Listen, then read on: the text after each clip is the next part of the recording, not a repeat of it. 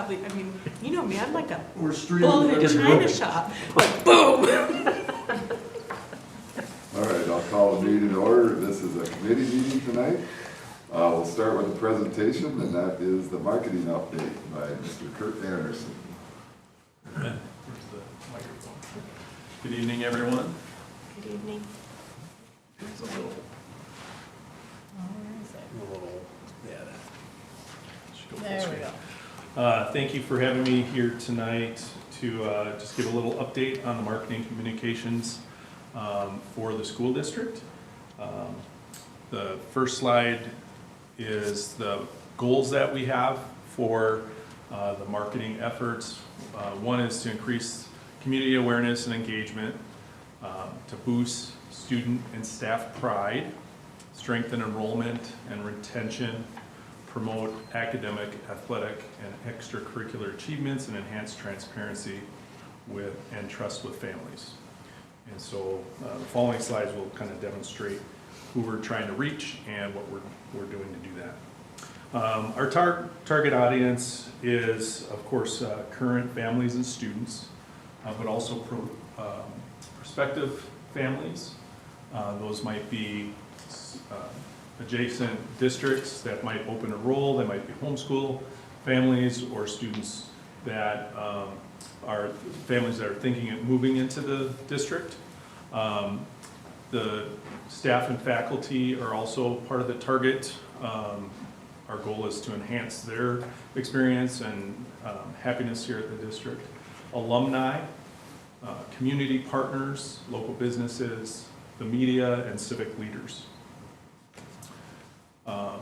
Some of the channels that we're using are the school's website, school newsletters, which we send out quarterly, social media. We have really four avenues. Facebook, we have 2 different pages for the school and athletics, because there's so many posts for athletics that we didn't want to overwhelm people who just want the school information.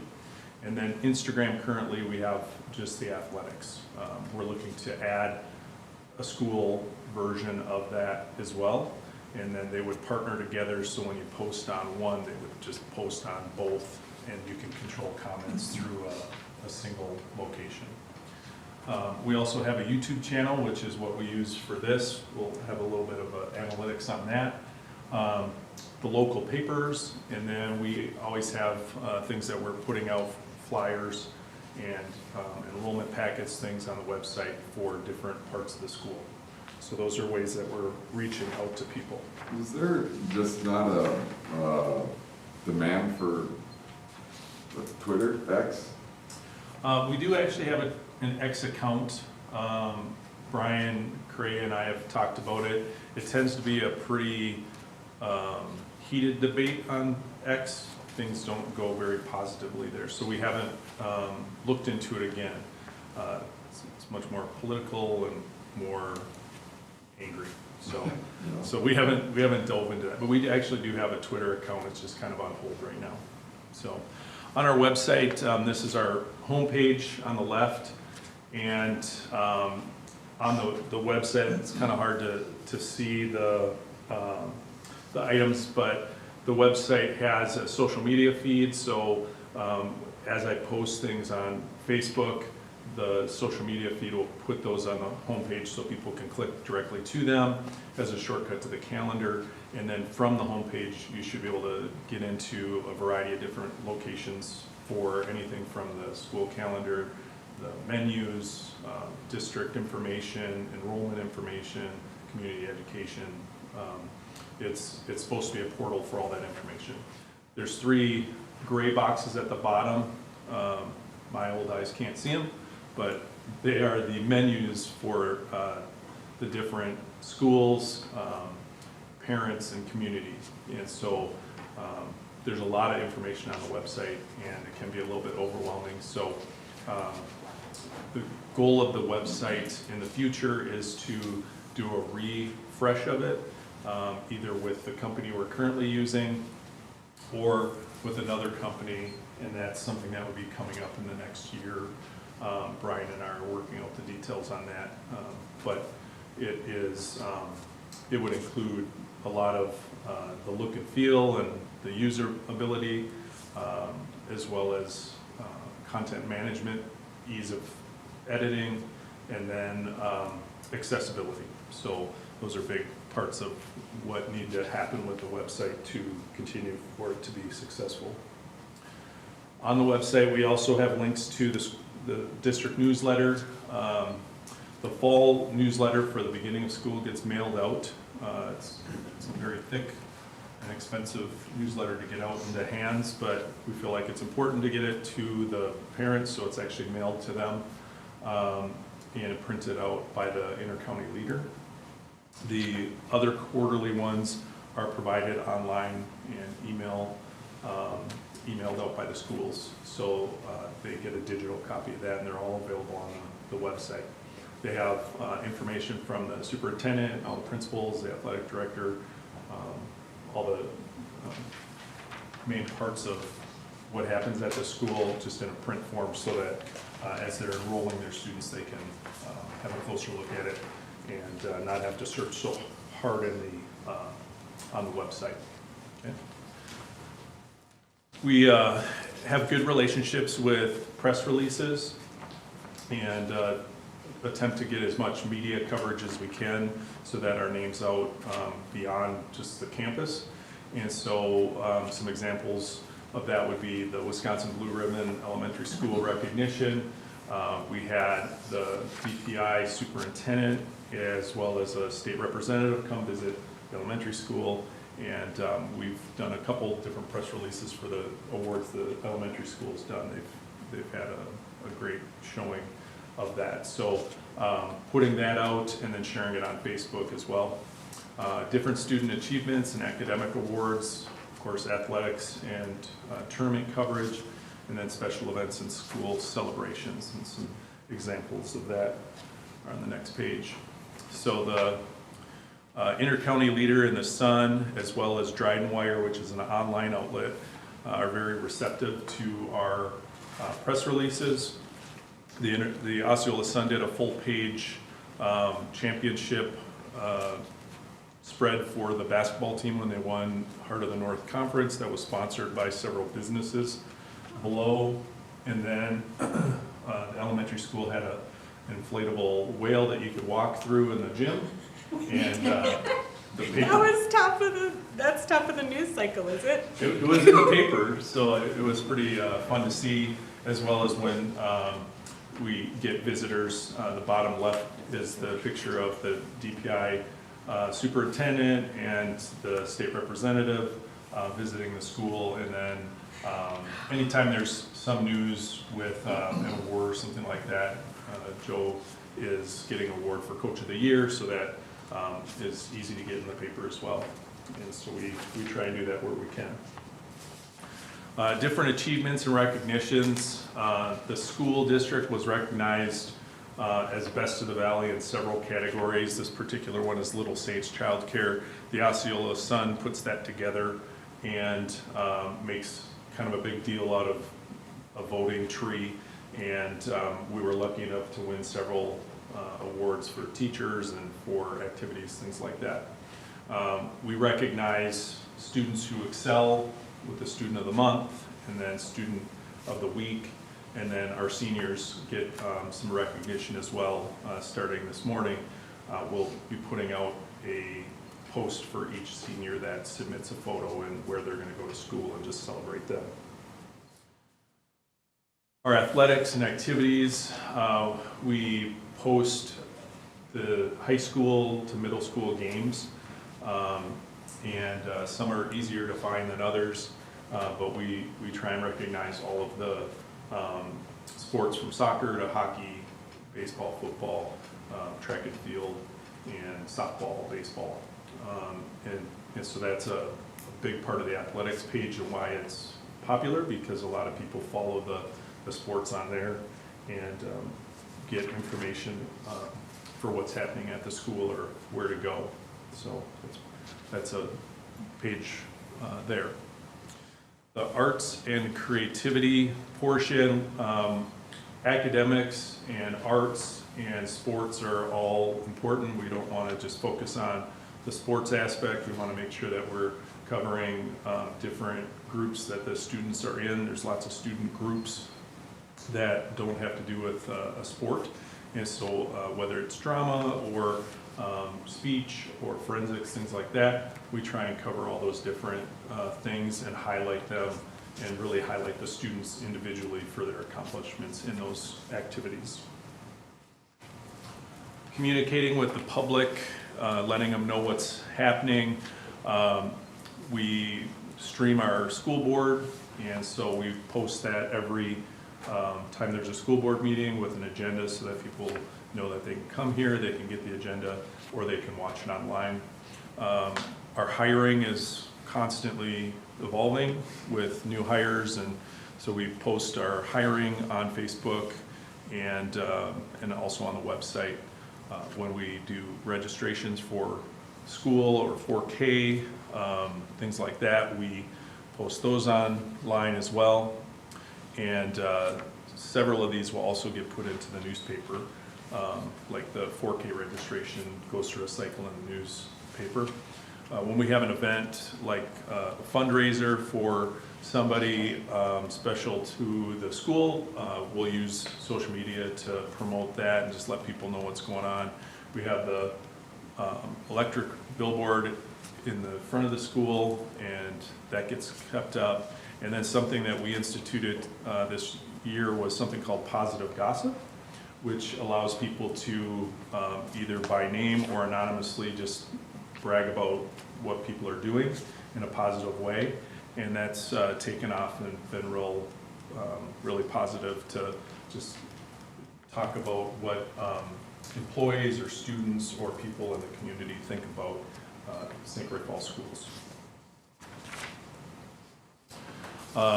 Community education, we use the social media and the website to promote different parts of the community education. So as new classes and opportunities to do different things come up, they'll go on the main page for Facebook, as well as we do submit them to the paper, and we put them in the newsletter, things like that. So there's always something going on there. For our social media presence, if you're not on social media, not everybody is, right, Mike? Some people are. We have YouTube, Facebook, Instagram, and then Twitter, which we're not currently using. The top two are our Facebook pages, and the school has 2,900 followers, and the athletics has 1,500 followers. And those are on Facebook. Instagram, for the athletics, they have 474 followers, and that's where they would say that most of the kids are hanging out, less on Facebook, so that's where a lot of our students will go. And then on the YouTube side, we have a district channel for YouTube where we post our board meetings. That can be expanded into other uses as well, we just haven't gone there yet. But that, I think, had 21 videos and 59 subscribers, so you guys are a big success. You should start putting ads on it. Yeah, that's right.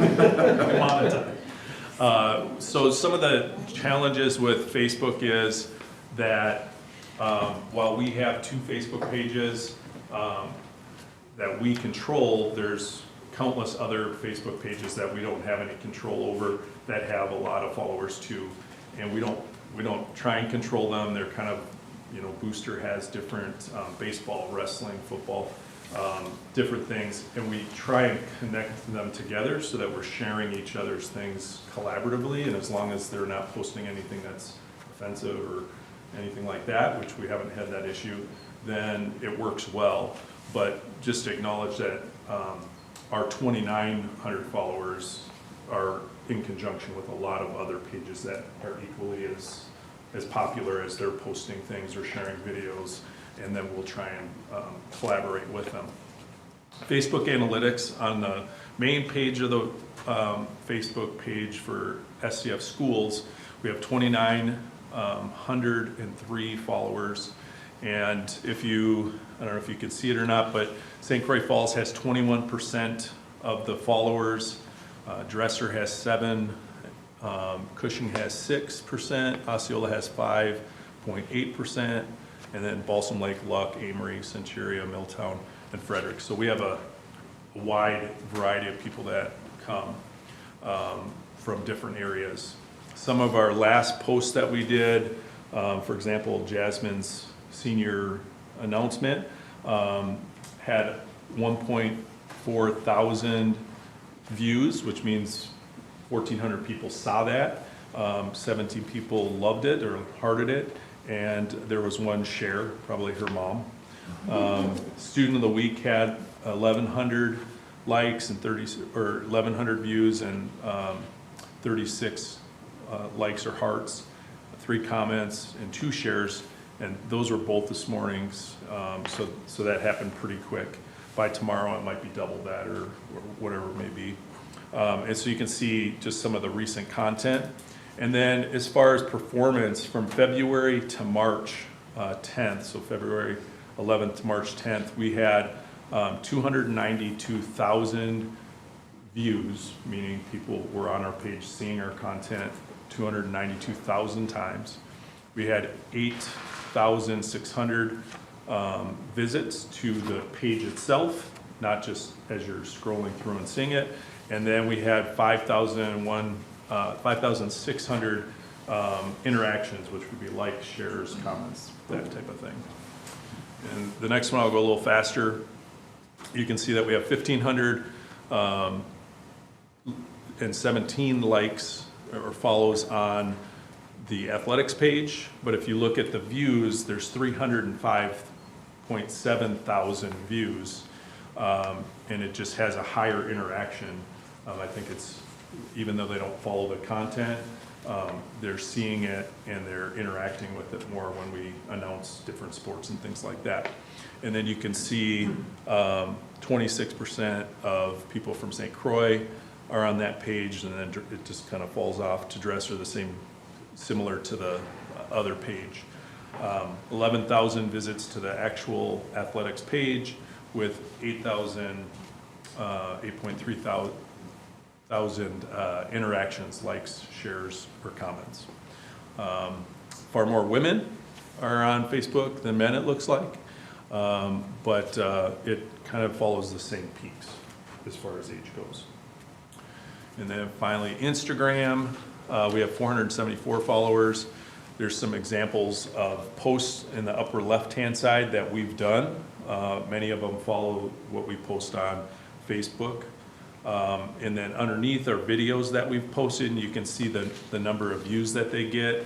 1,500 views, 1,700 views, 2,800 views, and 1,400 views. So Instagram gets a lot of people that will scroll through and watch those videos. And then on the bottom right, those are posts that we were tagged in, where they were posted by another school or another organization. A lot of times, like the wrestling, Wisconsin Wrestling Podcast will post things and tag us, and so they might show up in that section under tagged. And the last one is YouTube analytics. I just put We Are St. Croix as an example of comparison to where the school district is for school board meetings. Our average viewership is 30 to 70, and we have 21 videos, and then 59 subscribers. We Are Network's been around for quite a while. They have 362 subscribers with 25 videos. Those are all live casts of mostly sports, but we've done a couple concerts. And they average anywhere from 1,000 to 600. It depends on what sport it is. When we go to conference and regionals and things like that, you might get 3,000 people that watch a single game. A lot of people will tune in for that. So are we using YouTube now as part of We Are? Nope, that's just a comparison. That's We Are owns that, but they are heavily coordinated with the school as far as sharing our content and partnering, so they're a great partner. But we don't pay for them to do that. They have sponsors that will pay them to put their banners on the bottom and things like that, like Star does that too, so. For content strategy, I try and either go to events and take a lot of photos. I've been really trying to hit a lot of the sporting events and get great photos of the athletes playing and things like that, or concerts, things of that nature. But I also try and find that one parent who always has a camera, so that if I'm not there, I'll still get those photos, and so there's a lot of sharing as well. We try and capture student and staff recognitions, athletic highlights, community education, and then there's lots of announcements on weather and different celebrations, donations, things like that. And for the next steps, things that Craig and I have talked about a little bit, is increased video storytelling. I worked on a video for the Star Foundation, put a little promo together. My goal is to do a school district commercial that will promote the school district from the lens of a prospective student, and so I'm working on that.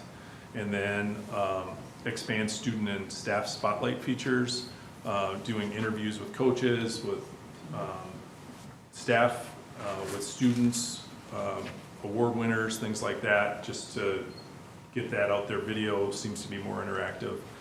Strengthen community partnerships and bring people on. We have Rotary here at the school, and that's a great partnership. They're donating money to help put art on the snow plows for the city, and so we're working with the city, and so it's kind of a collaborative effort, and to look for those partnerships, and then grow an engagement across the platforms. So those are some of the next steps. And without further ado, I won't take more of your time. But Very good. Yeah. Good to see. Thank you. Anybody have questions? Yeah, I appreciate it. Thank you, Rick. Good job. Thank you. Yeah, have a great one. Yep. All right, moving on. We'll move down to the cell tower update. You want to do the early college credit program? Oh, I skipped right past that. Yep. We'll scroll up. All right, we'll talk about the early college credit program, CCP for fall. 40-some people again. So those are standard, you'll see them twice a year, and the applications are evaluated first by the counselor and administration, so there's not things that are duplicative or things that we shouldn't approve, and then what gets moved through are things for you to approve, which technically we don't have an ability to deny. Right. So So you could have just breezed right on by that. But any questions about that? Should be on the consent agenda at this point, huh? I was just gonna ask, how do the students know about that? Like, is it in the announcements, or is it like, or even like parents, how would they find out to encourage their Yeah, kids? Ms. Lockbay puts it in the announcements, emails the students, information on the website. So where there's no, criteria, I just remember looking through the list of classes. I saw there was one for religion. We don't obviously offer that, but it's not something you would get here. So that's okay, being, that's who they're going to college for it. We still have to pay, would pay. Yeah, in a lot of cases, most of the kids are looking for what you would call generals. Mm-hmm. And if you look at a typical university, I got one off the top of my head, for one of my kids, there are 13 subcategories of generals that they have to take. English, math, social sciences, health, and one of them, some of the social science subcategories, there are religion classes that fit into those. And essentially with the way the state statute's written, any course that is a non-comparable course to what we offer can be taken. Yeah, and for clarity's sake, it's not like you're learning to be Lutheran. Right. It's typically Catholic, it's history. Yeah, it would be from a historical perspective or a comparative Yep. circumstance, or philosophically, that sort of thing. So it's not just, it wouldn't be like CCD. Any other questions on it? I have one more. So for purposes of people that may listen to this, but is there any grade limitations? It can be any kid in high school can? So any kid in high school can, on our end of it. So our statutory obligation is essentially non-comparable, as Ronnie said, it's the rubber stamp, it happens. Universities set their own requirement then. So once the applications leave here and are approved, Ms. Lockaway will then work with each kid and help them apply to the university through they have a special application. It's not the full-blown application of a standard college student that a senior would do. It's a shorter, simpler version of an application, and then the universities will review their transcript. And I can't quote you directly on what they are, but let's say it's a 2.75 high school GPA for them to be able to take the class at UW, whatever. Thank you. And they might have age limitations, like, Yes. Yep, yeah, the statute sets the age limitations, yep. And so it's exceedingly rare that you would have a freshman or a lot of times even sophomores involved. It's mostly upperclassmen. Yeah. Yeah, so. Because the expectation is for a lot of these classes that you have a baseline, and as a freshman in high school, you're probably not gonna meet the mark on almost all of those offerings. Every kid who is interested meets with, I used to do it, but obviously now Ms. Lockaway, they meet one-on-one and they have a conversation about why they want to do it, what they're looking at. She'll review well, if it's a freshman, she'll, talk about how serious it is, because we're talking real college classes, official college transcripts, lifelong college GPA is starting now. There's a lot of teeth into what's going on. So, from year to year, there are a few freshmen and a handful of sophomores that show interest, but very rarely does it happen because it just, one, doesn't fit into their high school course load with all their requirements already with English and biology for a freshman, English, math, social science. But then the guiding conversation usually, a freshman kid usually isn't ready for that. all right, any other questions? All right, now we'll move on to the cell tower update. Awesome, so I've shared with staff and then of course the board via email the plan for the cell tower that is going to be constructed just behind the bus garage is that they're going to begin, they've done some clearing of trees that back there already, they have their construction area set up, there's a porta potty on site, that sort of thing, and there's been some power run and there's been a few miscellaneous things that have transpired, but the bulk of the work they're going to begin now starting next week when we have spring break, so we have very limited staff and students around. Should be 0 students aside from, passing through, and very few staff members. The first portion is to put in a concrete foundation, and so that's supposed to happen over this spring break period. Then it has to sit and cure for a period of time, and then they're going to come back to actually put up what's called the monopole, or the tower itself, on, I think, Good Friday is what the plan is. In that ballpark, Friday, Saturday, so that too will be, we have an in-service day, but it won't be it'll be a non-student day. So when there's a lot of equipment going back and forth and utilizing the driveways and so forth, it should not impact school. And they have been very communicative about when they're gonna be here. They've been open to the fact that I said, look, if it's from 7:30 a.m. to 8:30 a.m., I want 0 traffic. Like there should be nothing in and out aside from buses and our parents, and from 3:25 or 3:15 at the elementary, 3:15 until 4:30, same thing. So, so far it's been very workable. I would assume the majority of the work that they'll get done will happen when students and staff aren't here, so the timing's pretty good. And then I'll keep you posted if that changes. The area, so they're all done clearing, like cutting down trees, you can hardly tell. Yeah, it's only a 50 by 50 square, and so I'm not an engineer, but these monopoles they're not like the big, like the Eiffel Tower looking structure. It's just basically, the footprint is quite small. And then of course the pole itself is gonna go quite a ways into the air, but that's also then gonna be sunk into the ground. So it's a lot more like a fence post, a really tall fence post, than it is like a erector set or like a tower. They call it a monopole. And admittedly, I'm gonna come to work and see, stop in periodically just out of morbid curiosity, because they're gonna dig a very deep foundation and put a lot of concrete down there. And they're also putting this pole up is gonna be, I would argue, pretty cool, because they're gonna haul, it's gonna be coming in parts on semi, and then they take a crane to assemble it, kind of like Legos or something, so. Should be interesting. I mean, I'm not gonna stand out there and watch the whole thing, but I have to nerd out a little bit and see what's going on. I've never seen this done before, so. You can put it on the YouTube channel. Yeah, yeah, maybe do like a blow-by-blow, some color commentary. I'm sure they'd appreciate that. Any other questions or comments about it?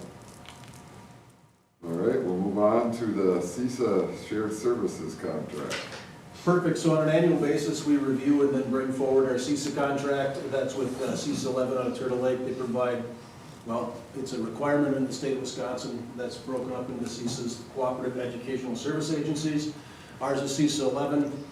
There are 3 different things that we are required to be paying for, and that is CISA administration, cooperative bidding and purchasing, and delivery service. All 3 of those things are charged to every school district based on their membership in CISA 11 and based on their size in some cases.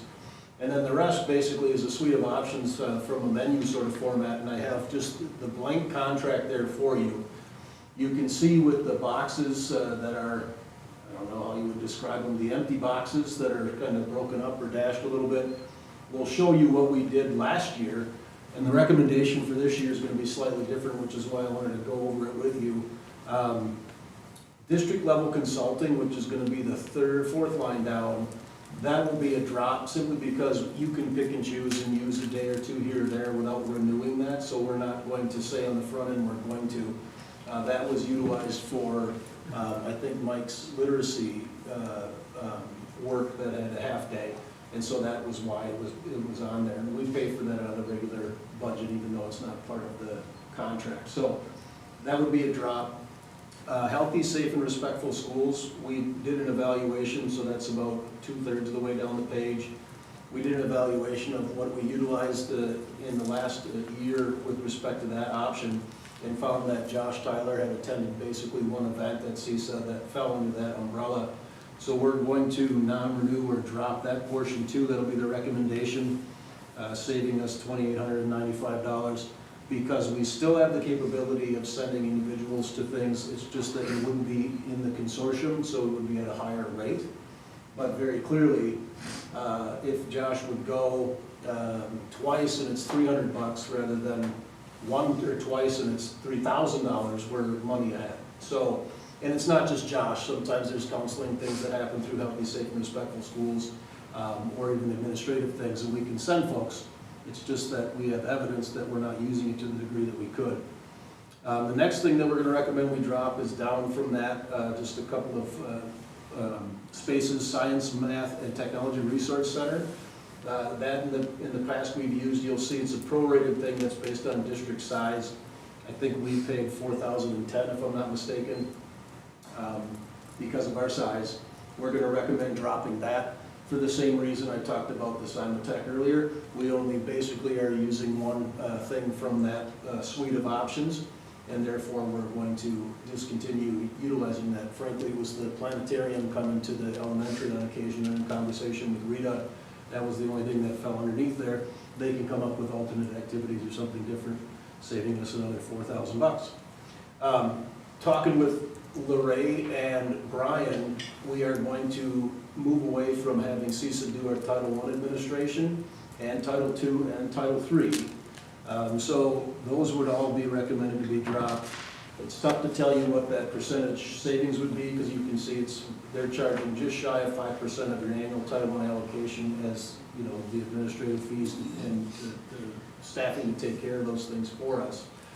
And we don't know what our Title I and Title II A allocations will be yet next year, but we do know that we'll save whatever, just shy of 5% or whatever that number is, which will roll right back into title. And as I said in the board update, the lion's share of our title funding is in terms of staff. So the district uses that as federal revenue that offsets or covers the cost of certain staff members as allowable under state and federal guidelines. So if anything, there wouldn't be the budget impact would be on the back end when we see that we can apply roughly 5% more of that to salaries and benefit packages in some capacity. I have a question on Title III consortium. It says that it's consortium grant when it indicates the cost. If that's paid for by a grant, why would we drop it? Because there's not really a lot of interaction or engagement with respect to the Title III. So, number one, we don't get a lot of support. We don't have a lot of English language learners, and we don't get, the record-keeping portion of it is not, frankly, terribly difficult based on our allocation and based on what's required to submit. But that's a good point. So, I mean, we're not going to see a savings there. Their consortium grant may run out too, who knows? Right. But yeah, there just really isn't a need. So between Brian and Lorraine, like I said, it's more of a record-keeping thing. Brian is familiar enough with it, and then Lorraine's familiar enough with it that they're confident that they can put the numbers in, submit the reports as necessary, make modifications where needed, and we'll be just fine. And then lastly, I want to direct your attention to the school psychologist portion. We are going to elect to renew that again.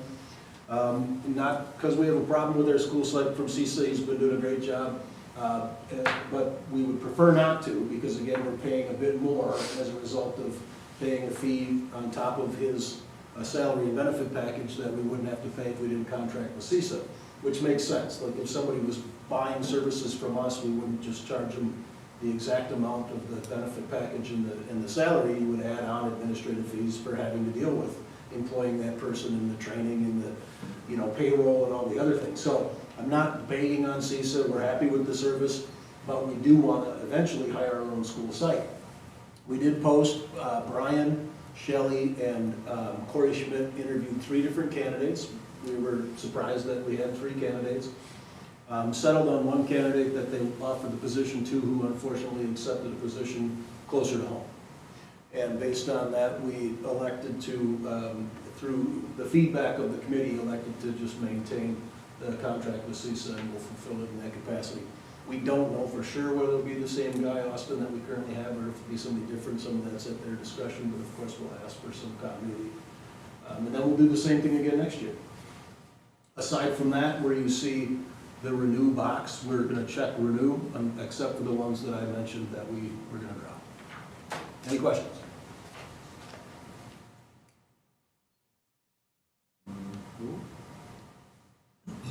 All right, we'll move on to the athletic trainer services. There's a contract in your packet for that. Yeah, last year you folks approved a 1-year contract with Go4 Healthcare LLC for athletic trainer services, and subsequently we had, why is their name slipping my mind?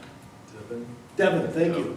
We had Devin hired, and Devin worked the majority of the school year and then has made some decisions not related to her circumstance that she's went in a different direction. And we've been piecemealing it together to get through the rest of this school year in partnership with Go4, and the replacements that they've offered have been fantastic. We did already lay out the need for the athletic trainer, both from coaches, athletes, and our athletic director and administration. That has not changed. This is a 2-year contract. The 2-year contract locks us in at a certain price, which I think is a benefit, first and foremost, and secondarily, it allows Go4 to go to the market, job market for people saying, look, this is a guaranteed, at least a couple of years, making it more potentially beneficial for interested individuals who, aren't going to plan on relocating or are in a certain geographic area for just a 1-year contract. So the recommendation would be that we continue our relationship with Go4 and sign the 2-year contract with your approval. Is that the rate will remain the same for 2 years? That's correct. So what's on the contract would be locked in for the 26, 27, and 27, 28 school years. And subsequently, you wouldn't see it again unless there were some kind of issues. Do they, if they're unable to provide services, do we get credit then? Yeah, you just don't pay, so you're not invoiced. If there's not somebody here, you're not invoiced for it. So basically, I mean, they probably want somebody here more than we do, because that's their business model. So it's been, I don't know, I should have asked Tara, I don't know how many events we had where we didn't have one, but it wasn't a ton. It was a smattering here or there. And you think about the winter season, I mean, my God, how many events do we have? I've been covered at work too. Yeah, so Kirk had covered and they picked up, there was an intermediate period. How many games did you cover, do you think, Kirk? From all the way last year? No, Oh, this interim. 4? Yeah, so it hasn't been a ton. But I guess my point was, if it's in the winter season, it's conceivable you've got something every single night of the week minus Wednesday that you want somebody at. And so you can stack up 4 events pretty quick, you know, just trying to find somebody. So it's worked out, and like I said, the replacements that we've gotten, the stand-ins or subs, for lack of a better word, have been really good, so. And they don't travel, right? It's just for home events? Correct, yeah, and typically what the expectation is, at least around the conference in the area, is that the host will have an athletic trainer on site. Yeah, it's not a requirement, but it's kind of become the default approach. If a school didn't have one and we wanted to have presence there, would this contract allow us to request somebody to travel with our team? That's an excellent question. I'm trying to think back in the Rolodex whether or not, is it conceivable? I think the answer to that question is yes. Can we do it unilaterally? I'm not 100% certain. It would be nice to have that option, I mean, just in the event that we did want to have that. Yes, and we would have to know beforehand and make some phone calls to ensure. Part of that would be where it's located too, because we're also not paying somebody their rate to ride a bus for 3 hours to Ashland, for example. Right. Yeah. I mean, I wouldn't want to do that. Any other questions? All right, we'll move on to the proposed partnership development agreement for facility planning services with Nexus. Yeah, so Nexus Solutions is an entity out of the Twin Cities area. St. Louis Park, I think, is where their main office is. They've done work in my former district and multiple districts throughout the state of Wisconsin, Minnesota, and I think North Dakota and even a little bit of Iowa. We would have a rep here that's out of Hudson, Rob Brown, and this proposal, I think, on the front end, the most important thing to point to is that initially what transpires is a facility master planning sort of service that develops all of the things that we're going to need to do as an organization, both in the short term and the long term, ranks them in order of their importance or critical need and so forth and so on. So a very comprehensive facilities plan that would run in tandem with our 10-year facility plan that's already been approved by the board and be a guidepost of sorts. That is done for no cost on the front end, unless nothing ever happens. And when I say that, I mean, if we were to go to referendum and pass a bond issue referendum, then we would settle up with Nexus. If, once that referendum is passed and we're moving forward, they also offer construction management services and architectural and engineering and those sorts of things. So there's a point where we could also make an agreement continued with Nexus. We're not beholden to, continued with Nexus to serve in a construction management circumstance at that time. Or we could do a bidding process or a interview process to hire a construction manager if that's the route we went with the referendum and it was approved. And if Nexus got it, this initial thing would be seeded into the bill at that time, if the referendum passed. If not, there's a period of time that elapses, and then ultimately we'd be provided with an invoice for the services to do the facilities plan. So if nothing else happens, we do the facilities plan, we get all that put together, nothing else happens, there will be a point in the future we will have an invoice from Nexus. But if not, it's seeded into what you do in the future. Any idea what that initial, or what that would look like if we opted not to go to referendum, what it would cost typically for the facilities analysis? For our size, I don't know specifically, but it's not wild. I mean, I think $10,000 or less. Oh, that's important information for us to have regardless. Without question, yeah. Will it include the football stadium as that's rented from the city? Yes, it can. Anything that we tell them to include, and the preemptive conversation that we've already had on the topic would be yes. Good because it is a facility. And, I mean, technically, we're in the process of it being our property in very short order. Are we? Yeah. Yeah. And the city's gonna send us a bill. I think they're charging us 10 million, Kirk, is that what you said? Give or take 10. No, so there'll be a property transfer and it'll be district property without a cost or with a very minimal cost. Dollar exchange. Correct. In fact, maybe Kirk and I can have a ceremony where I hand Kirk $1 and we shake hands or something like that. For social media, that'd be fun. Great social media. Wouldn't it? Assuming this will Yeah. happen before he's done with his mayorship. Well, I don't know, we'll see. Is it done yet? Elections in. No, not your Oh, mayorship. The agreement? Yeah. The legal part is, so now it's just contractual. Okay, so we're getting there. Okay, that's nice. I haven't talked to Ryan in a while about the timeline on So then the list that is on here is not inclusive to like everything, it's just giving some examples of the things that would be included, like I didn't see, like locker rooms or, if there's any like facility HVAC type things, as we say, football stadium, like the sound system, like any Correct. of those things, it's all encompassing. it. 100%, so those are Not just, the bullets. right, and it's not inclusive of everything. Those are just the hard bullet points that we had discussed early on. Okay. Yeah, and the next thing, the number one, complete a detailed facility audit, prepare cost estimates, that'll encumber very broad. So what we're going to get is telephone style bound facility plan. So it won't just be those handful of things. Has the district ever done anything like this in the past? And if so, when was the last time we did it? I don't believe so, at least I haven't been able to find anything in We that did regard. have a 10-year plan. 10-year plan, but did we do that on our own when Mark We was here? may have. You, in order to establish a Fund 46, you would have to have a 10-year plan, so that's probably where that I was. think it was prior to a referendum, Yeah, we would have, well, we had, maintenance referendum. I don't remember, no, yes, we did have it for that. But then we initiated that fund. Yep. We would have had to have one then, but I don't remember which came first. Well, Cross Anderson did the construction, correct? Yeah.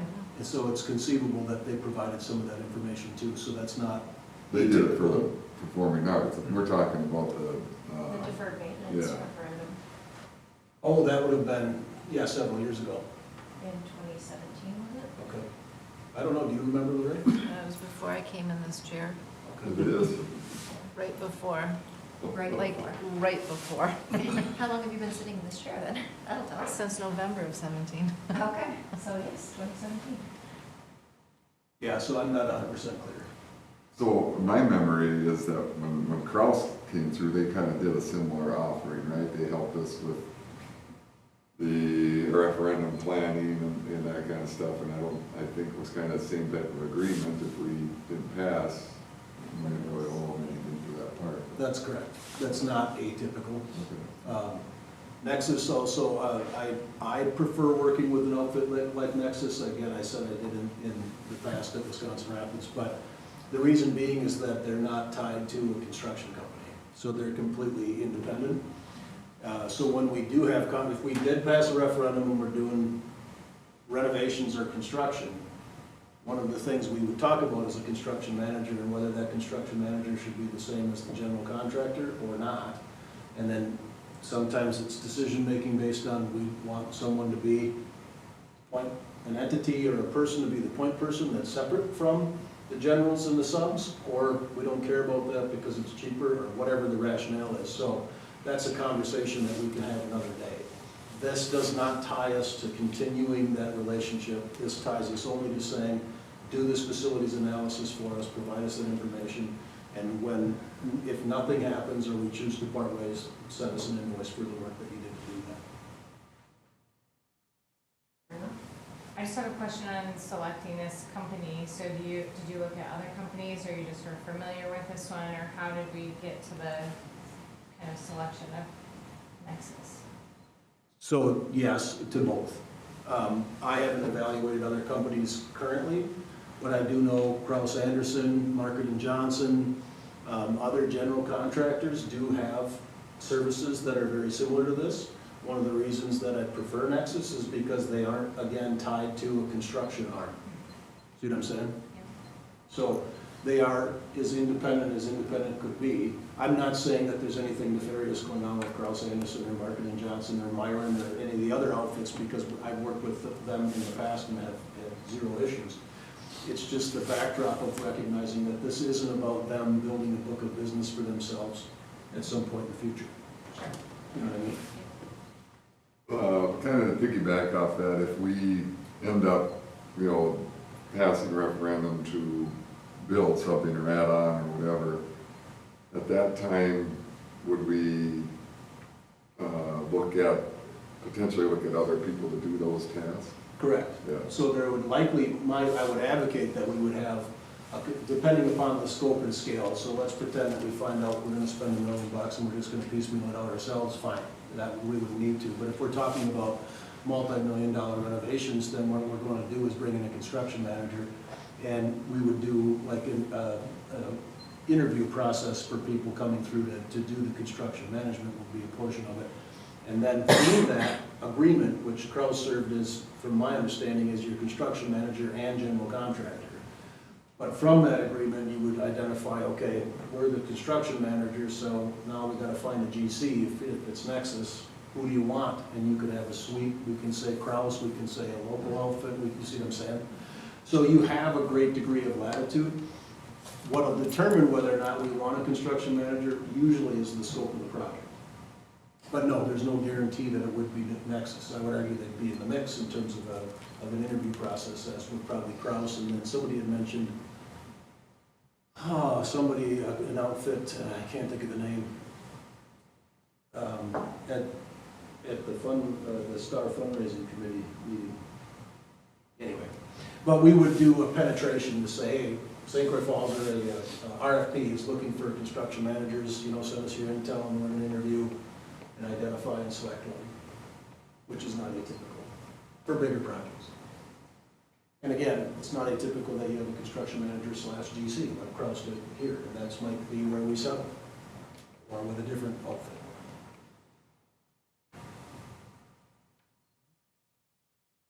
Any other questions? Matt, you good? Yep. All right. With that, we'll move on to the upcoming events. We'll have our regular committee / board meeting on March 25th at 5:15. There's a CISA joint PAC DOE meeting at CISA 11 in Turtle Lake on April 1st. I plan on going to that. Unless, I can't remember which one this is. Is that where we vote on? No? No, that's just Speaker on technology. on AI, I think is his approach, yeah. I guess I didn't look at that. That's more just a dinner and seminar, kind of a vibe. Yeah, I plan on going. Anybody else? Because the registrations are due March 23rd, I think, right? And our next meeting is the 25th, so. Yeah. I guess we need to know. It should be interesting. It's helping teachers and leaders do more with technology, specifically embracing and preparing for the possibilities with AI. Our students know a lot more than we do about AI, and stay on top of that curve. Yep. Yeah, there was a lot at the convention. I mean, I hit 1 or 2 sessions on AI. So. All right, so then we have the spring election, April 7th. The committee meeting on April 8th. To Don or Craig, do you remember when Give Big was? For Star? It's somewhere in that mix too. I don't know. We didn't touch on it this morning. We'll hit it in the next meeting, the exact date of when Give Big is for the Star Foundation, which will be, our main project is playground equipment type thing, so. Then of course our last board meeting, which will be Ronnie's last meeting with us, Monday, April 27th. Any other questions or comments? Get big is April 28th. April 28th, so we can hit it a couple more times and reminders. All right, thank you, Don. Yep. With that, we don't have another portion of our meeting, we can be adjourned. There's no dismissal, or whatever. Thank you. Thank you.